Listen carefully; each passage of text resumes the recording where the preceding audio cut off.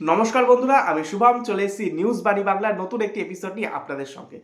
বন্ধুরা, শেষ কয়েক মাস বলা যেতে পারে প্রায় 2 মাস ধরে ট্রেনে বাসে থেকে শুরু করে পাড়া চায়ের দোকানে একটাই আলোচনা চলছে এসআইআর ঘিরে ঠিক কত নাম বাদ যেতে পারে। কারণ 2 মাস ধরে বাংলার রাজনীতির এসআইআর এর যে আলোচনার বিষয়বস্তুটা বেশ তাড়িয়ে তাড়িয়ে উঠেছে। এইবার যে এসআইআর এখন প্রায় বলা যেতে পারে শেষ পর্যায়ে। ফলে এখন কত নাম বাদ যাচ্ছে বা এই নিয়ে রাজনীতি অঙ্কটা কি অনেকের মধ্যে প্রশ্ন। তাই আজকে আমরা জানবো এসআইআর এর শেষ পর্যন্ত ঠিক কত নাম বাদ যেতে পারে। আচ্ছা, এই প্রসঙ্গে একটা কথা বলে দিই। ডিসেম্বরে যে খসড়া ভোটার লিস্ট জারি হয়েছিল, সেই লিস্ট অনুযায়ী নাম বাদ গেছিল 58 লাখ মতো। এবার 58 লাখের কিছু বেশি, সম্ভবত সেটা 15,000 থেকে 18,000 মতো একটা অ্যামাউন্ট ছিল। আর আর এবার সেটা কিন্তু আরও অনেকটাই 1 লাখে বাড়তে চলেছে। তাই আমি শুরু করছি মোট কত নাম বাদ যেতে পারে। এই প্রসঙ্গে একটা কথা বলে দিই, এই নাম কিন্তু একটা যত নাম বাদ যাচ্ছে এটা একটা অনুমানের ভিত্তিতে। এই নামের আরও বেশি বাদ যেতে পারে 28 তারিখ যদি যখন বেরোবে পূর্ণাঙ্গ ভোটার তালিকা তখন। আপাতত এটা বিভিন্ন সূত্র মারফত যা জানা যাচ্ছে সেটা আমি আপনাদের সামনে তুলে ধরছি। প্রায় 50 দিন ধরে বিভিন্ন গোটা রাজ্যব্যাপী বিভিন্ন শুনানি কেন্দ্রে প্রায় 1,23,00,000 মানুষকে ডেকে নিয়ে আসা হয়েছিল। লজিক্যাল ডিসপ্যারেন্সি থেকে শুরু করে যারা লিঙ্কেজ দেখাতে পারেনি তাদের। তারপর তাই শুনানি শেষ হয়েছে 14 তারিখ। এরপর নির্বাচন কমিশনের দেওয়া বিভিন্ন সূত্র মারফত যে জানা যাচ্ছে, প্রায় 1,23,00,000 মানুষের মধ্যে 4,98,000 মানুষ উপস্থিতি হননি। অদ্ভুত কাণ্ড। প্রায় 50 দিন সময় পাওয়ার পরে প্রায় 5 লাখ ধরে নিলাম, 2,000 কম, প্রায় 5 লাখ মানুষ শুনানি কেন্দ্রেই আসেননি। এরাই আবার ফর্ম টর্ম ফিল আপ করে দিয়ে দিয়েছিলেন ঠিক 1.5 মাস আগে, অর্থাৎ ডিসেম্বর। এরা ভোটার তালিকার নাম ওঠার জন্য 5 লক্ষ মানুষ, কিন্তু সংখ্যাটা কম নয়, এরাই কিন্তু ভোটার তালিকার নাম ফিল আপ করে তুলে দিয়েছিলেন। আর এরা 50 দিন সময় পেয়েও কিন্তু শুনানি কেন্দ্রে আর আসার প্রয়োজনই বোধ করলেন না। আরেকটা বিষয়, যারা শুনানি কেন্দ্রে এসেছেন তাদের মধ্যেও কিন্তু প্রচুর লোকের নাম বাদ যাচ্ছে, যারা হয়তো কমিশনের দেওয়া যেই 13টি ডকুমেন্টের তালিকা ছিল সেটা দেখাতে পারেনি বা কোনো লিঙ্কেজ দেখাতে পারেননি পরিবার। সেই অ্যামাউন্টটা হচ্ছে 1,63,000।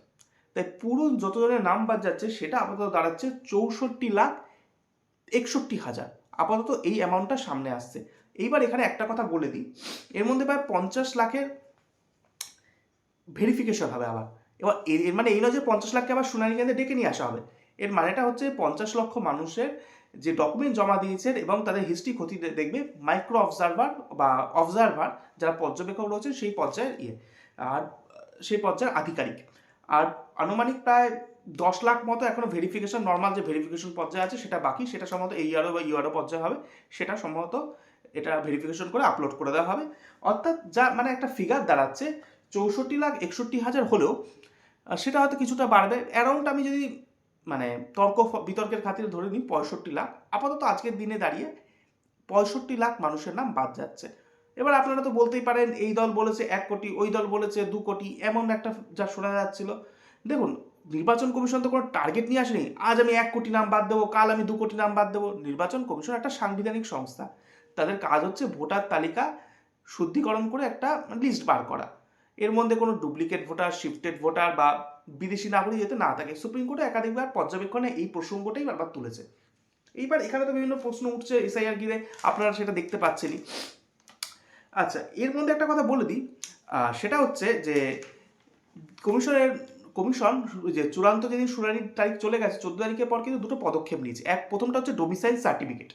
ডোমিসাইল সার্টিফিকেট প্রচুর পরিমাণে জমা দিয়েছেন যারা 13টা যে নথি ছিল তার মধ্যে, কিন্তু সেখানে একটা বড় ভুল বহু মানুষ করে রেখেছে বা করানো হয়েছে এমনটাও হতে পারে।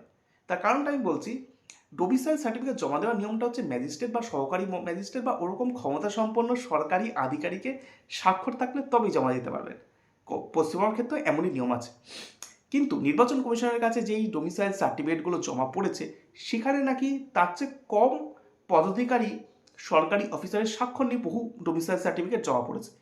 এইবার কমিশন সেই সার্টিফিকেটগুলো বাতিল করতে পারে। ফলে বহু মানুষের নাম উঠবে কিনা যারা এগুলো জমা দিয়েছেন ডোমিসাইল সার্টিফিকেট হিসাবে, সেটা কিন্তু প্রশ্ন থেকে যাচ্ছে। এর পাশাপাশি অনেকে নাকি 13টা লিস্টের বাইরে নাকি অন্যরকম ডকুমেন্ট জমা দিয়ে দিয়েছেন। কেউ নাকি প্রধানমন্ত্রী আবাস যোজনার কাগজ জমা দিয়ে দিয়েছেন। এইসব ক্ষেত্রে তারাও নাকি সমস্যায় পড়তে পারে। এবার 28 তারিখ যখন পূর্ণাঙ্গ তালিকাটা বের হবে তখন একটা এক্সাক্ট ফিগার জানা যাবে 2026 পশ্চিমবঙ্গ বিধানসভা নির্বাচনে ঠিক কতজন ভোটার ভোট দিতে পারবেন।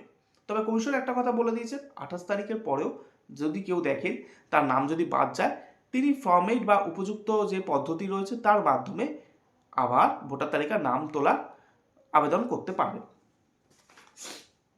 আচ্ছা, এর মধ্যে কোন দলে কেমন প্রভাব পড়তে পারে? দেখুন, বিজেপি তো প্রথম থেকেই বলা যেতে পারে 1 কোটির ওপর নাম বাদ যাবে, এরকম একটা হাওয়া তুলে রেখেছিল। এটা তো অস্বীকার করার জায়গা নেই। একাধিক বড় বড় নেতা তারা দাবি করে রেখেছিল, কিন্তু আজকের ডেট অনুযায়ী তা কিন্তু হচ্ছে না। ফলে এক্ষেত্রে বিজেপির ইমেজটা কিছু ডাউন হতে পারে। মানে অনেকে বলতে পারে বা বিরোধী রাজনৈতিক দলগুলি বলতে পারে আপনারা তো 1 কোটি বলেছিলেন, সেটা তো হলো না। কিন্তু যদি ভোটদানের ক্ষেত্রে কিন্তু আমার মনে হয় না ব্যক্তিগতভাবে খুব একটা প্রভাব ফেলবে বিজেপির ভোট ব্যাংকে। প্রথম থেকে দাবি করা হচ্ছিল যে মাতুয়াদের বা মতুয়া সম্প্রদায়ের প্রচুর মানুষের নাম বাদ যাবে। এটা একটা গিমিক, তো মানে বলা যেতে পারে হাওয়া 1 মাস ধরে তোলা হচ্ছিল। এখন অবধি বাংলার কোনো সংবাদ মাধ্যম বা কোনো সংবাদপত্র কিন্তু 10টা মানুষের নামও ছাপাতে পারেনি মতুয়া সম্প্রদায় যাদের নাম বাদ যাবে, বা তারা সংবাদ মাধ্যমের সামনে এসে দাবি করেছেন আমার নাম বাদ যাবে। হয়তো হতে পারে, কিন্তু এখন অবধি আমি স্পষ্ট দেখতে পারিনি। এবার নির্বাচন কমিশন যখন নিশ্চয়ই এই বিষয়টা দেখবে, যদি কারোর বৈধ নাগরিক বা বৈধভাবে কারোর নাম বাদ দিয়ে থাকে তাদের নাম নিশ্চয়ই তুলবে। এমনকি শান্তনু ঠাকুর এই বিষয়ে একমত হয়েছেন যে যার নাম বাদ যাবে তাদের সিএ সার্টিফিকেটের মাধ্যমে নিশ্চয়ই সেটা তোলা হবে। ফলে বিজেপির এক্ষেত্রে খুব একটা প্রভাব পড়বে না আমার যা ব্যক্তিগত মনে হয়। তৃণমূল প্রথম থেকেই কিন্তু এসআইআর এর বিরোধী একটা অবস্থান নিয়ে রেখেছিল, তাই তৃণমূলের এক্ষেত্রে কিছুটা হলেও সমস্যা হলেও হতে পারে। তবে পূর্ণাঙ্গ ভোটার তালিকা বেরোলে তৃণমূলের রাজনৈতিক অবস্থান যখন আমরা দেখতে পাবো 28 তারিখের পর, তখন কিন্তু বোঝা যাবে কোন দল ঠিক কতটা চাপে রয়েছে। এখন কিন্তু সেটা স্পষ্ট না। এখন কিন্তু সব দল নজর রাখছে ঠিক লাস্ট অব্দি কত নাম বাদ যায়। শেষ যে ভোটটি হলো সেখানে কিন্তু একটা জিনিস স্পষ্ট দেখা গেছে, বিজেপি এবং তৃণমূলের ব্যবধান পশ্চিমবঙ্গের প্রচুর আসরে অত্যন্ত কম ছিল। এমনকি 1000-এরও কম বা 1000-এর সামান্য বেশি ব্যবধানে প্রচুর আসন তৃণমূল জিতেছিল বিজেপির থেকে। এবার এসআইআর এর পরে সেই আসনগুলিতে ঠিক কতটা প্রভাব পড়ে সেটা কিন্তু দেখার বিষয়, কারণ এই আসনগুলো একটা বড় চমক হতে পারে। বিভিন্ন সমীক্ষা এখন সেই উপর দিচ্ছে বা ইঙ্গিত দিচ্ছে।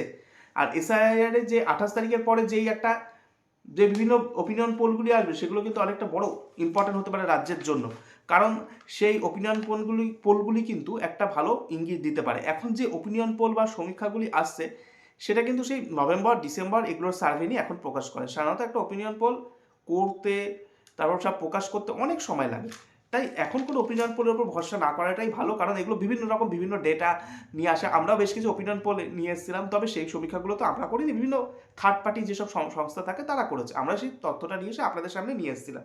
এবার কেউ দাবি করছে জানুয়ারিতে, কেউ দাবি করছে ফেব্রুয়ারিতে, কেউ দাবি করছে ডিসেম্বরে। যাই হোক, সেই তথ্য আমি আপনাদের সামনে নিয়ে এসেছিলাম।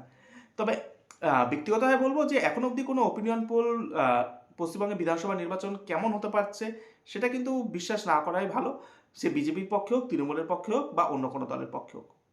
কারণ এসআইআর এ যখন পূর্ণাঙ্গ একটা ভোটার তালিকা আসবে না, পুরো রাজনৈতিক অঙ্ক পরিবর্তন হয়ে যাবে, পুরো সব কিছু পরিবর্তন হয়ে যাবে, উলটপালট হয়ে যাবে।